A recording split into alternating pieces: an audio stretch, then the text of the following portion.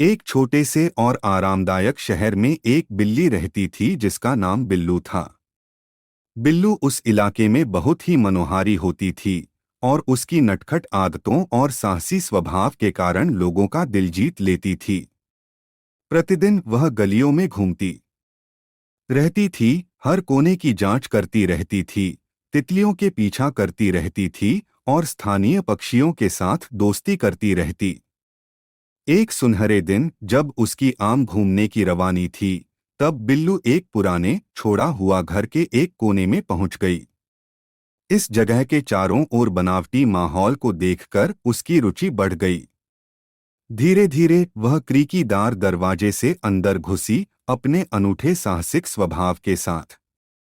घर के अंदर धूल भरी फर्नीचर और भूले हुए खजाने से भरा हुआ था। बिल्लू कमरे में चल रही थी, उसकी जिज्ञासा हर खोज के साथ बढ़ रही थी। अचानक उसने छत की ओर से एक हल्की म्याऊं की आवाज सुनी। आवाज के स्रोत का पता लगाने के लिए प्रेरित होकर बिल्लू ढीले कदमों से सीढ़ी चढ़ी, उसका दिल उत्साह से धड़कने लगा।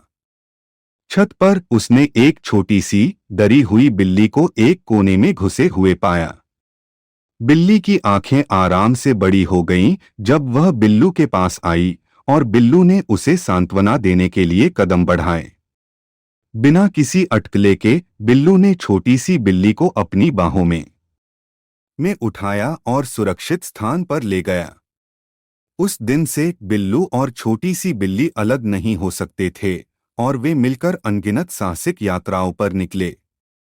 बिल्लू के मार्गदर्शन और बिल्ली की असीम ऊर्जा के साथ वे अपने शहर के हर कोने की खोज की, हर जगह खुशी फैलाते रहे।